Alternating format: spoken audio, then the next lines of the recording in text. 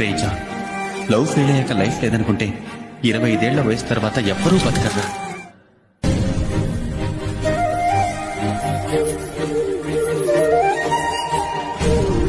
కొన్నాళ్ళయ్యాక ఉద్యోగం దొరకగానే అమ్మతో నేనే చెప్తాను.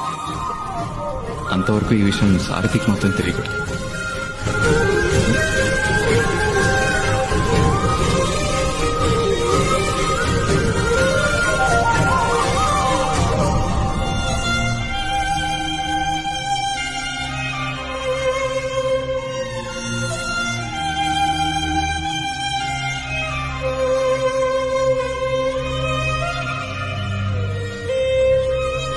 ఇప్పుడు మనకి పెళ్ళైంది, భార్యవి నువ్వున్నావు, నేను చక్కగా చూసుకోవాలి.